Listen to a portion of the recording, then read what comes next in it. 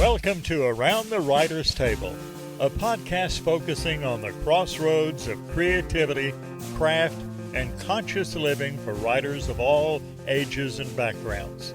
Your hosts are Gina, Melody, and Kimbu, three close friends and women of a certain age who bring to the table their eclectic backgrounds and unique perspectives on the trials, tribulations, and the joys of writing.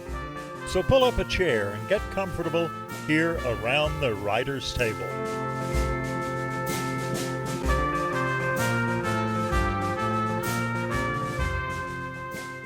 Welcome back, listeners, to Around the Writer's Table. This is Kimbu, and we are on episode 46. This is going to be a round table chat discussion between the three of us, where we're going to talk about something that affects everybody at some degree in their life, at some point in their life, and that is comparisonitis. So if you don't know, my name is Kimbu York. I'm a professional author. I am also a productivity coach for creatives, especially focusing on authors.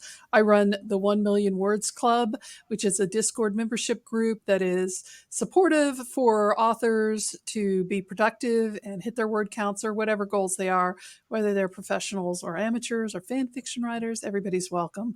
Also have a new book out, The Queen's A Read. The serialization finished a couple of months ago, and now that book is available on most major distributors. It is a male, female, paranormal. No, not paranormal. That's a different book. It is a love triad. Right?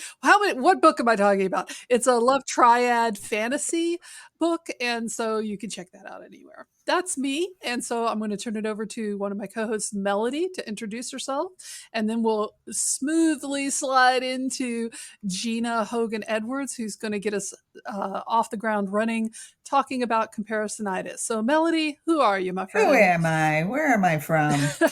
Yes. I'm Melody, a scout, and I am a writer, an author, and I love everything about plants. I am a herbalist, a plant spirit medicine healer, and a landscape designer. And I wrote a book called Soul of the Seasons, Creating Balance, Resilience, and Connection by Tapping the Wisdom of the Natural World. And glad to be here with my co-hosts and writer buddies, Gina and Kimber, this morning. Woohoo! Hi. How you doing, Gina? Hi, everybody. I'm Gina Hogan Edwards. Welcome, listeners. Glad to be here today with my buddies and talking about this topic we're going to dive into. If you don't know me, I am a writing retreat leader. I lead a retreat called Story Camp that we do on the coast of the northern panhandle of Florida in the beautiful Gulf of Mexico. Have one of those So coming beautiful. up in October. Yes, I can't wait. We have a house full of women. It is limited in size. We only take in 8 women, and I do have one spot left. So if anybody out there listening is interested, do reach out to me. I also have a history as an editor and a creativity coach, and I am currently working on a historical novel myself, which is going to kind of lead us into our topic today, because I have been serializing that novel on Substack and also on a platform where I have a page on a platform called Ream. And serialization is something new to me. We've talked about that in past episodes. If you want to go back and check those out, Kimbu and I had a conversation about serializing versus serialized novel, which was all a learning curve for me. So I've been putting that novel out there. It's not 100% complete. It currently stands at about 130,000 words, which is longer than a standard novel. But I needed to go through it over these past few weeks in preparation for a workshop that I'm attending in Kentucky called the Appalachian Writers Workshop. So how Woohoo! I'm so excited for you. I'm truly beyond excited. I'm going to write a little bit about it on Substack, and of course we're going to talk about it today. And the reason that it relates to the topic of comparisonitis is because I hesitated about applying for this. It's a week-long residency. I hesitated for years. I've been wanting to do this for 2 decades. It's been going on for 49 years. I decided this year I was going to take the plunge. I mustered up the nerve and just sent it off and then tried not to think about it anymore after that. When I got accepted, I was elated, of course. And it's been interesting to kind of watch myself through this process. And that's what I'm going to talk about in my Substack article, because the whole process of submitting was very unemotional for me. It was like, I'm going to do this thing and I don't have any emotional attachment to the outcome. But then once I got the email that said I was in, that's when my mind started spinning out. Okay. So I started Mhm. like thinking of all kinds of questions, like, of course, who else is going to be there? And as somewhat of an introvert, like, how many people are going to be there? Am I going to get peopled out? And those sorts of things. But also really like wondering, what are these people going to think of me? And what if I don't measure up to the kinds of writers that they are? Because this workshop is Mhm. open to both unpublished and published writers. And my comparisonitis was ratcheted up this weekend when I learned that a writer that I met pre-pandemic, who has a novel out that I dearly loved, because of course it's set in my home of Western North Carolina, she's gonna be in my group. Whoa. She's Ooh. gonna read my Yeah. work. So I'm like, "Ah." So so this issue of comparisonitis, I don't think is uncommon for most writers to go through. Um, Mhm. so I'm excited to talk about it because it has been prevalent in my writing life from the very beginning, and I'd love to hear from both of you how this has sort of shown up in your life, because it's like right high on the like vibration for me right now. So, Mhm. so Mhm. Melody, what do you have to Well, say about? I'm gonna stop you there first. No, I'm gonna Okay. stop you there first because I wanna make sure I want listeners to really understand what we're talking about when we talk about comparisonitis. How would you define comparisonitis, Gina, aside from the obvious? Yeah, so I think it's a the obvious is the connect, the comparison of yourself to others, but it is connected with, very connected with something that I know you've been writing about recently too, Kimbu, which are imposter syndrome and Mm. perfectionism. Mm, And I've mm, always kind of called mhm, these the triad. They're the three things that have plagued me the most through my writing life, and I've dealt with them in various ways at various levels of success. But I think comparisonitis sort of encompasses those other two things. They definitely play a role in that idea of, am I good enough? Am I as good as this other writer or this group of other writers? How does my writing compare? How does my writing life compare? Am I doing this right? Mhm.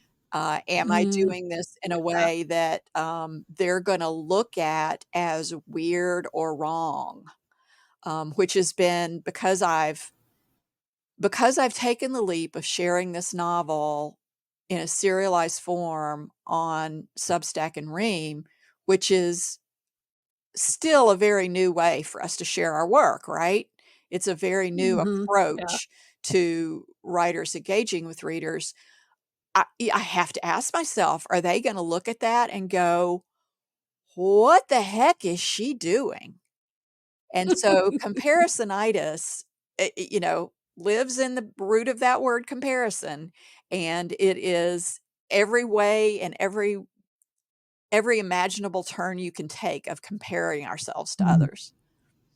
Alright, thanks. Yeah. Yeah. All right, so now I'm going to throw it back to Yeah. Melody. How's this shown up for you, girl? I, like probably every writer since time began, um, have suffered from the Bermuda Triangle of writing, comparisonitis,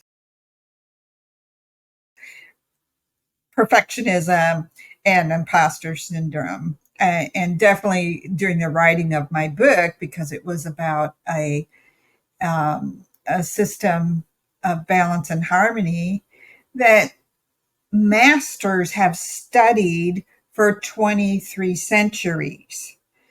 And so I would often ask myself, what makes you think you have anything to add to 23 centuries of writing? Yeah, no pressure. Uh, No pressure. no, no, no, no.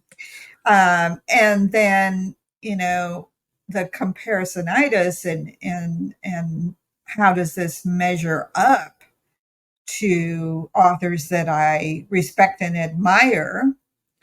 And is who was it that said, might have been Elizabeth Gilbert, that said comparison is the death of creativity, because it will just make me want to quit when I start doing that. I'll never be good enough. I don't have anything to offer. I don't have the credentials. I'm not smart enough for this, yada, yada, yada. And fortunately, I have good friends who are good cheerleaders and reminded me that what I have to say is relevant and it's my story and no one can tell it like me. There's no one in the world that can tell it like me, Amen, which sister. was and that was so helpful to me. I really needed to take a break and just, it is not easy to do, to extract yourself from that spiraling into that. Um, Really, you need to just set some heavy boundaries with yourself. And I think someone else I know, I wish I could remember who, but we'll try to access those brain cells another day. But they talked about that being a trauma response, Mm. especially if you grew up or had a significant person in your life that was hypercritical. Ooh. Oh, yeah. Ooh. I am suddenly reframing, recontextualizing my entire life. Thank you. Okay. Good times. Yeah. And then, because as we often do, we will pick up, that person may be dead and gone, but we pick up where they left off. Mm-hmm. And then that hypercritical business goes on inside our head. And comparisonitis and perfectionism is just criticism, self-criticism, Mm-hmm. Mm, imposter syndrome. Wow. yep. So that's my That story. perspective of if you've had someone in your life who's been hypercritical, I think that can also be, I was fortunate, I had a dad who was very encouraging. Most of the people in my life either were encouraging or didn't know what the heck I was doing, and so they just didn't say anything about it. But there have been moments, when certain people have said things in framed as being helpful, Mm. especially, and this is why, and we've talked about this before, why I dislike, I almost used the H word, but dislike critique groups so very much, is that Mm-hmm. people who think they're being helpful sometimes can say the most hurtful things. And when we are Mm-hmm. given a litany of compliments, if there is one thing in there that stings us, we'll remember the sting before we'll remember the compliments. Mhm. So true. And go over and over and over that little criticism and completely discard the rest of the positive things that was said to us. Well, and we also make that one little sting mushroom and affect Mm-hmm. Mhm. other things in our lives. I don't know about you guys, but it's very easy for me to just build on one tiny little thing until I've made up this entire story in my head about how I must be the most horrible person in the Yes. world. Yeah. That Yeah. has nothing to Yeah. do with my writing, but All right. So, Kimbu, what about you? How has comparisonitis touched your life? In every aspect, I think. Mhm.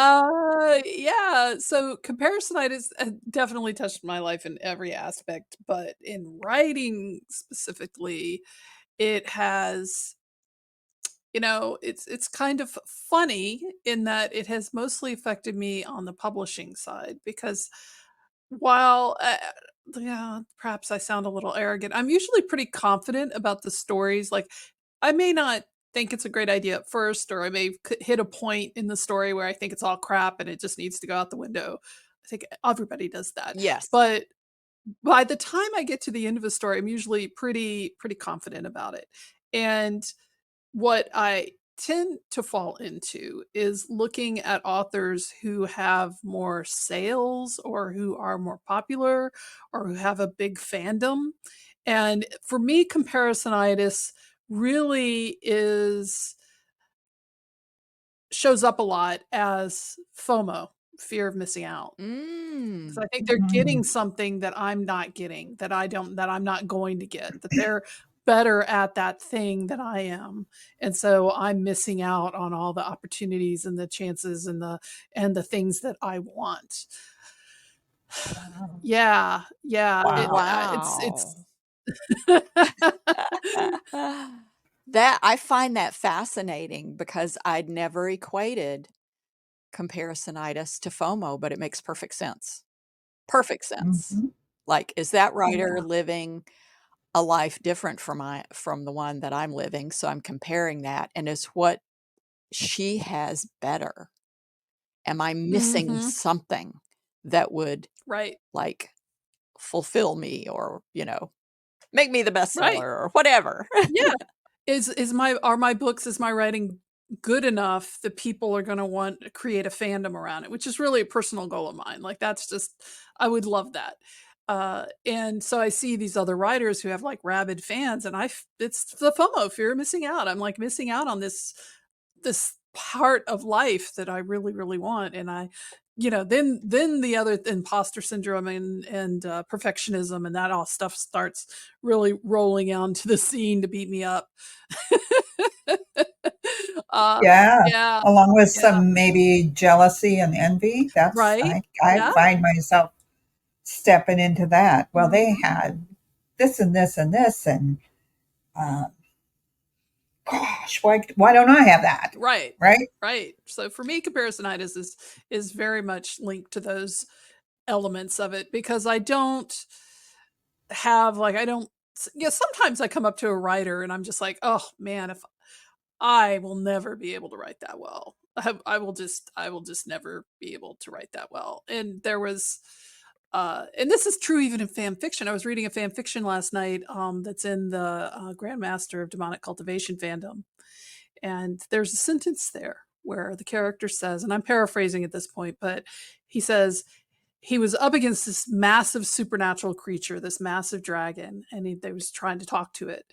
And he said he felt like a word on a page in a very thick book, Wow. Hmm. right? That's how small he felt next to this supernatural mystical beast. And I thought, oh man, I will never write something that good. And that's the comparisonitis because I've written some pretty good sentences in my life. Like I will own that. But it's just, yeah, man, you read something like that and you're just like, oh, that rips. That rips my heart out because that's just so beautiful. It just captures that image so perfectly. I felt like a word on a page in a very thick book.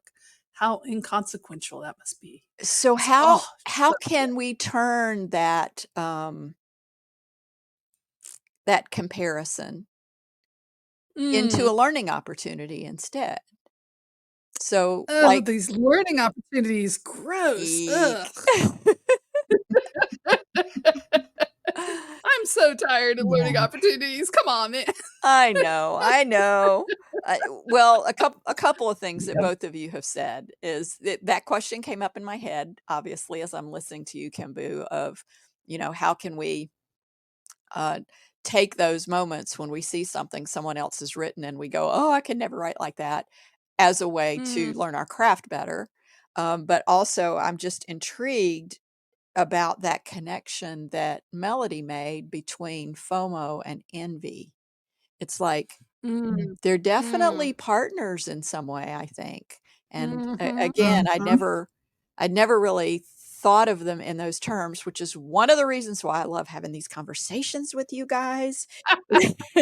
You always open my eyes to so many different perspectives and ways of looking at things. I just absolutely love it.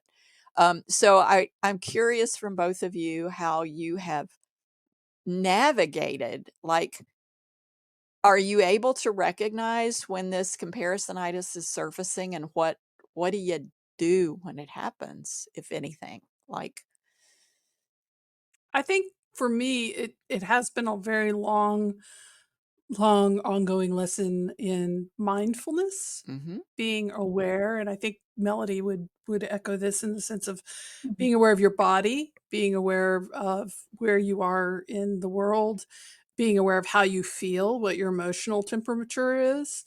Because when I was younger, I would read something like that and just get really hot, like like temperature hot, like body hot, like just oh, and it's like, throw the book aside or whatever, get off the web page and go stomp around the house, right? Well, that was just the envy, the jealousy, the FOMO, the comparisonitis, all just being trapped inside my body. And I didn't even know what was happening. I just felt mhm, ugly. I felt awful.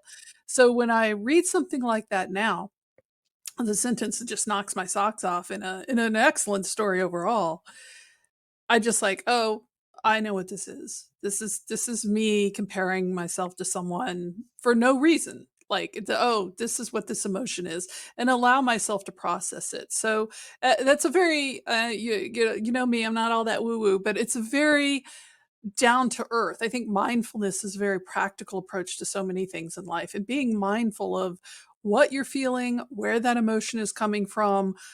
I loved also Melody's connection to connecting comparisonitis and imposter syndrome and perfectionism as a trauma response. Like that really did open my eyes to a lot of things. mhm, And being aware of that and mindful of it and saying, oh, this is probably a reaction to criticism from my first editor, as we all know, was my mother. And her too high expectations of me coupled with her assumptions that I would never be good enough.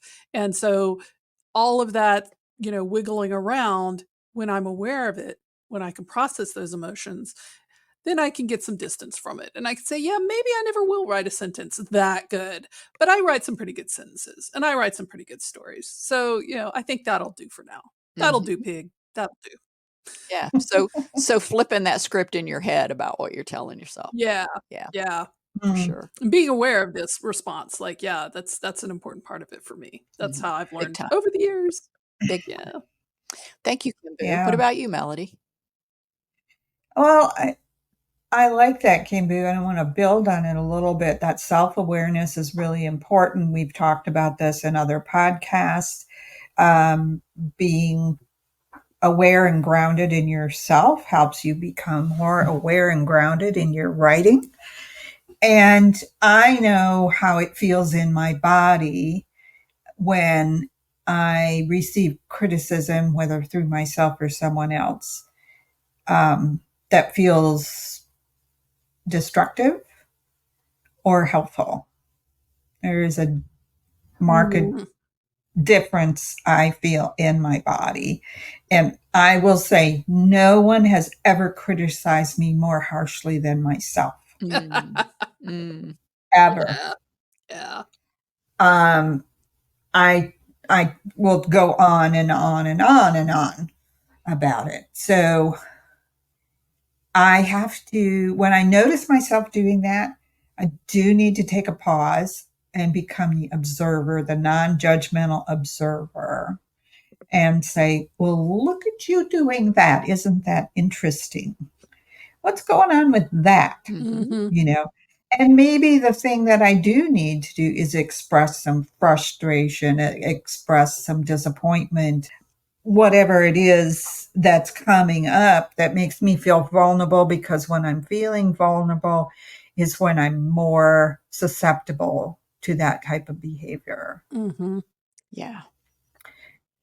And so as I'm feeling vulnerable, then what can I do? For me, calm reassurance helps, whether from myself or another person. Might call up a good buddy and say, I'm spiraling down with this stinking thinking behaviors and thoughts, and help me remember what's good. Yeah. The call for help. Yeah, that is so important, I think. Yeah, and the other thing is, sometimes I need to go back and read some of my own writing, Mm-hmm. and I remember what's good about it. Mm. A lot of Nice. times I'll go back even, today and go back and read passages that I don't even remember writing in my book. And I'm like, holy shit, who wrote that? That's me. That's pretty cool. Just kind of that self reassurance. And that ties into what I think, Gina, is part of one of the creativity um, points, is to create creativity point on your The chart. creativity quest. Thank you. Thank you for those words that I couldn't seem to assemble.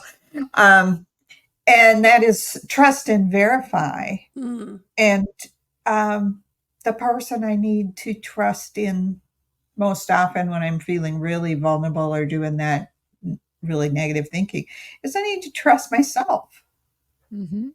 in my own work. Mm-hmm. Yeah. I know enough about myself to know that if it was all just mediocre and just for fun, I would lose interest in it after a while. I'm like, okay, that's a nice fun thing that you did there. But I am committed to writing and the writing I have done. And that reminds me why I write. Mm. Mm. I identify so much with many, many of the things that you all said. The instructor that I had for my creativity coach training, Dr. Eric Maisel, taught me the principle of self-coaching, which is related Mhm. to Mhm. mindfulness and related to objectively looking at your own behaviors and reactions. Because the next step after being willing to sort of objectively, like almost like you're watching yourself play out in a movie, like watching your behaviors, your reactions. The next step is being willing to ask yourself questions, really quality Mhm. questions. And Mhm. the curiosity that Melody mentioned is key to that, like really being curious about why you have felt that way or said that or done that in response to that feeling of comparisonitis or being an imposter or, having someone criticize your work. So, oh my gosh, it's not perfect. And so having those quality questions that we ask ourselves then requires self-honesty. Because, we can tell Mhm. ourselves all the lies in the world that we that we want to. Oh, yeah. And Mhm. Become defensive, yes, yes. defend whatever it is, Mhm. mistake or no, Yeah. just defend it to your death. Yeah, Mhm. justify it in whatever way we possibly can. And so really so there's the element of self-coaching, self-questioning, and self-honesty that I think are all great um, progressions toward. I don't think we ever overcome it. So I don't want to use the word overcome comparisonitis, but how we navigate it, how we deal with it. And I don't want Mm. to Mm. ignore what Kimbu brought up, which is the physical part of it, the body part of it, really Mm. paying attention to, do you stress in a certain part of your body when you're having that feeling, or do you get a headache, or do you get a stomach upset? And then finding ways to soothe yourself, as Melody had mentioned. So I think all of these are tremendous tips toward navigating this weird thing that we tend to all do to ourselves in comparing ourselves to others. I'd like to throw in there as well, because this has been coming up recently in fandom, and it's come up a lot in genre writing circles as well. It's tempting, I think, sometimes, especially for newbies, but even for experienced authors, to go out and look for criticism, thinking that that might help you. I know Yes. one of the things that I really caution all writers against, fan fiction writers, professional authors, anybody, don't go read your reviews on Goodreads. Just don't. Mm. Like the don't do that. Don't do that to yourself, because it's a platform for readers. And so the readers are giving criticism and critique and reviews based on how they read it as a reader. They're not giving you reviews or criticism based on improving you as a writer, Mhm. right? And they're not your Mm. friends. And so I think when we get into comparisonitis, sometimes we fall into these habits of reading all the reviews or reading all the feedback or reading all the critique and on our work, and thinking that there's some magic elixir there that's going to make the comparisonitis go away, either by being super hard on ourselves or being, try to incorporate every single criticism into our next writing and abandoning our own voice. Mhm. So I just really wanted to stress that, because I think a lot of writers don't realize how damaging that can be, going and reading those kind Mm. of reviews. Yeah. So if there's a takeaway here, don't go on Goodreads. Good tip. I'll do it. I'll do it. Definitely. I know. But I think that's true for critique groups as well. Like there's good Yeah. those critiquers, they're there for themselves as a writer. They're not particularly there for you as a writer. You're just part of their journey and their process, and that's an important part of critique groups a lot of people forget. Yeah. Yes.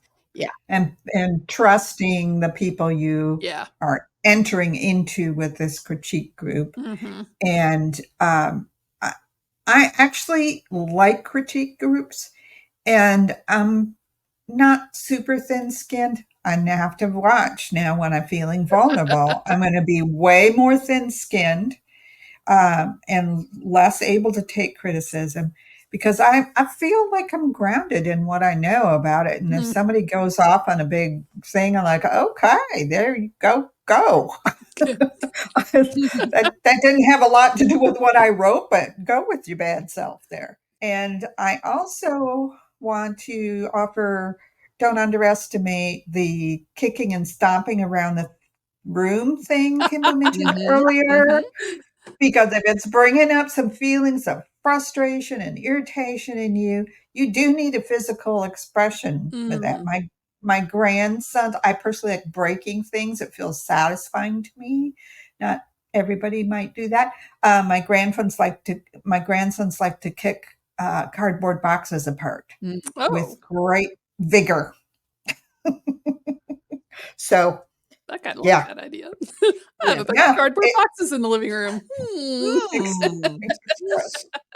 So some of the There you things that go. we've talked about directly relate to some of the stages of the creativity quest. So I want to point Mm. listeners to a couple of those. One of them is assessing and acknowledging. And I think that that is, especially for newer writers, that's an earlier stage of where you're just first starting to sort of self analyze, where you're first starting to venture into that idea of being objective about your own work and your own life, and being able to assess where you are and what you still have to learn. And that is, we talked about that in episode 25. And then later on in episode 34, we talked about verifying and testing. And that again is a stage where you not only are looking at your own work and your own way of doing things and verifying whether that's supporting you or not, but you're also sort of testing boundaries and getting clarity around who your supporters are and where you need to Mm. go with that. So those are two episodes, 25 and what did I say, 34? That listeners might want to And reference back to. yeah, and we'll have those in the show notes on our website also. You'll Mhm. be able to get to those. My question though is, Gina, are you now feeling ready for the retreat? Yeah. Well, just for clarity, it is a workshop, not a retreat, and Okay, workshop. I All found right, all out right. this weekend, when I got an email from the instructor. I'm gonna be in a group of 15, all of us working on novels, 'cause there's at this overall workshop, there's different tracks for poetry and short story and novel Mm, writing, so mhm, forth. So I'm gonna be in a group of 15. So, one of the things that I did in preparation, for this was attempt to reach out to the women who are gonna be my roommates, and also this other woman that I assumed had been there, that I found out is now gonna be in the group. And, I made up all kind of stories in my head about why I wasn't hearing back from them. It had nothing to do with, like, mhm. people are busy, they have lives, they have stuff to do. It all had to do with, like, me. Like, they don't wanna Right. know me, and my 2 roommates already know each other, and so I'm like, "They're already friends, and I'm gonna be crashing their party," Oh, and no. Oh, so, baby. I have processed all those, and actually helping me write my article for Substack about all these feelings and Mm, thoughts around comparisonitis and imposter syndrome and perfectionism helped me get a lot of that stuff out. And so, mm. while I can't say that Nice. I'm ready, I am ready. Awesome. Awesome. Good. So our listeners are gonna be hearing this actually after I've already attended. Um, I Mm. think this is gonna air, and you can correct me if I'm wrong, Kimbu. I think this is gonna air at the beginning of August, maybe? And so Yeah, August 1st. okay. Mhm. So the workshop is, the 20th through the 26th, and so we're talking about this before I've attended. So at some future Mhm. point in our episodes, you're gonna get "And this is what happened." And, well, I think it's important to note that that future point will probably be August 15th Yes. because episode 47 is going to be me interviewing Gina. As we've talked about in the past, listeners, we're kind of alternating the format between these group chats and doing interviews. Melody has interviewed Carla. I get her name wrong all the time. What is it, Carla? For Ref- Roof from show. Refrocho. And so that should be up by the time this goes live. Yes. And the next one is gonna be me, and Gina's, previously interviewed Rhett Devane, Mhm. so those are 2 interviews that are already in the books that you can go back and listen to. The next interview, I'm actually gonna be interviewing Gina as an author and by an author, so that's and I think I'm gonna definitely be asking about the workshop in that interview, Gina, so you just better be Oh, prepared. okay. Be And I'm gonna be kind, Nice. be asking about kind, please be kind. of course. But I love your book, Dancing at the Orange Peel, so we're definitely gonna be talking about that some more and historical fiction writing and your challenges on that. Mm, I'm looking forward to it. I've got some great questions you're gonna really enjoy, Gina, because that's my goal when I do an interview is to make sure that the person I'm interviewing actually enjoys the interview as well. So yay. I'm looking forward to that. So listeners, stay tuned. You're gonna hear all about the workshop soon enough. All right, well, thanks, listeners, Yeah, for being here. We appreciate you, like, listening over our shoulder at this conversation, which is so similar to the conversations that we have when we're absolutely. not attached to a microphone. Love being here. Thank It's True. you all true. for listening, and thank you, ladies, for being co-hosts here. Take care. Thank you, Gina. Thank you, listeners. Bye. Bye. Thanks for joining us around the writer's table. Please feel free to suggest a topic or a guest by emailing info@aroundthewriterstable.com. Music provided with gracious permission by Langtree. A link to their music is on our homepage at aroundthewriterstable.com. Everyone here around the writer's table wishes you joy in your writing and everyday grace in your living. Take care until next time.